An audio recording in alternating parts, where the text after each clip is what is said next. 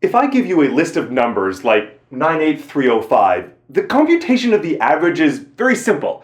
You simply take those numbers, you add them all up, you divide out by the number of them, you divide out by 5, and that gives you your average. Now, in this video, we want to extend this concept, the average of a bunch of numbers, to the idea of the average of a function.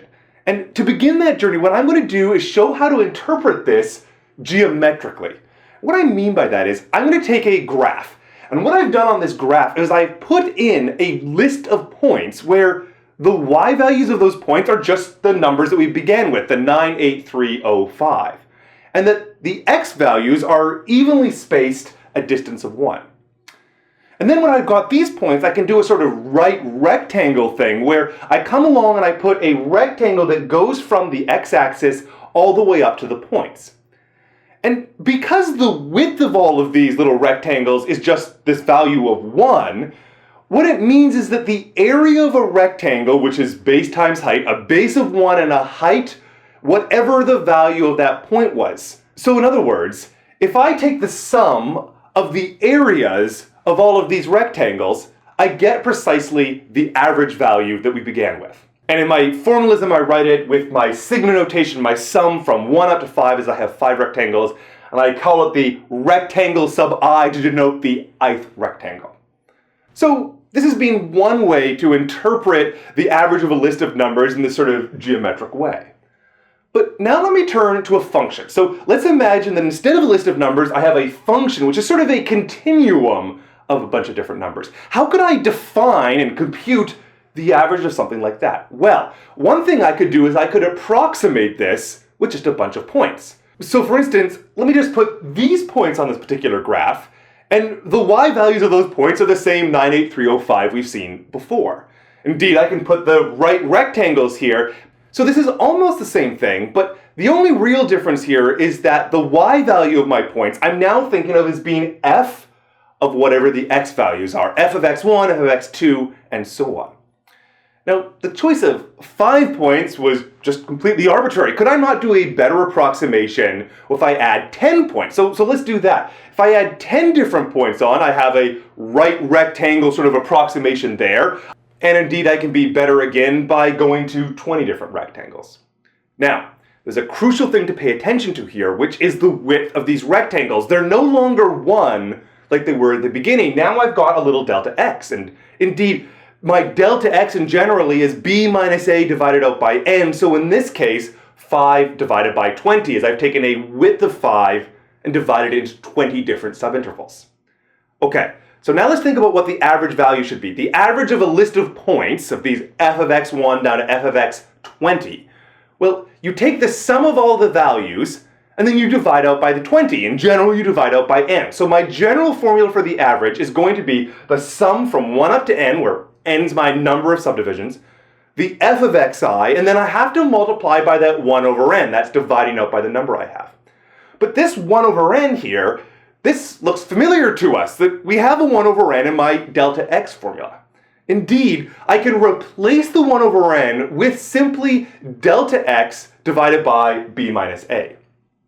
Well, now this should look really familiar, because a sum of f of xi's delta x, we've seen that before. The sum of f of xi delta x is just the area under the curve. This is the definition of the integral in the limit as n goes to infinity.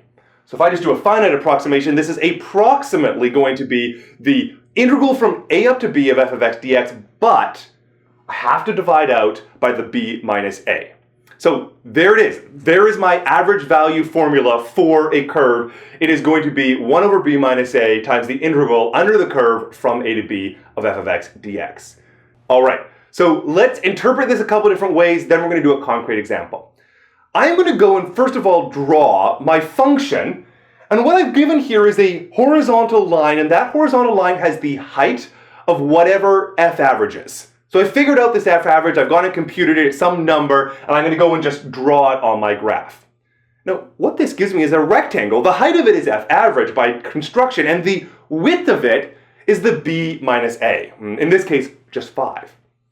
So if I look at the area of this rectangle that I have, so base times height, the b minus a times the f average, which is 1 over b minus a times the integral. So the area of this rectangle is the same thing as the area under the curve. It's the same thing as the integral from a up to b of f of x dx. So really what the average does is it takes some curve thing that has some weird area underneath of it, and it replaces that with a simple rectangle with the exact same area. Now, I want to note this is highly, highly sensitive on the a and the b. If you change the a and the b, you get very different values. So for example, if I animate this a little bit, what you can see is that as I take my, in this case, b value and move it along here, what the f average is changes.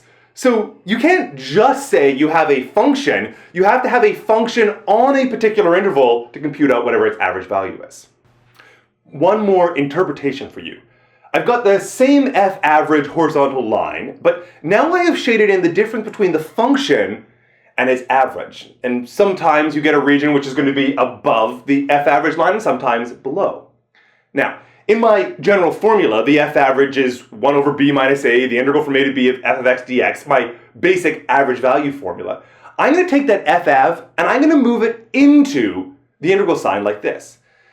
Now, the reason I am allowed to do that is that f average is just some particular value. And if it's some number and I integrate it, you would get that number times b minus a. And so if you divide out by b minus a, it cancels, and so you're allowed to do this.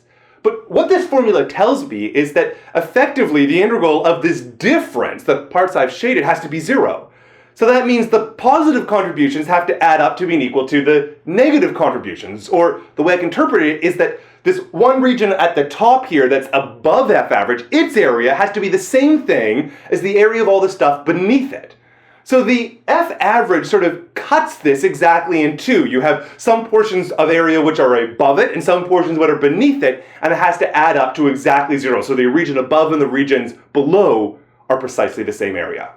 Final thing, let's do one computation, the kind of thing that often appears on tests. I've got some function x squared here, I've got some interval that's 0 to 2, and I want to go and just compute out what is the average value of this function on this interval. Well, my generic formula, as you know, is the 1 over b minus a, integral from a to b of f of x dx.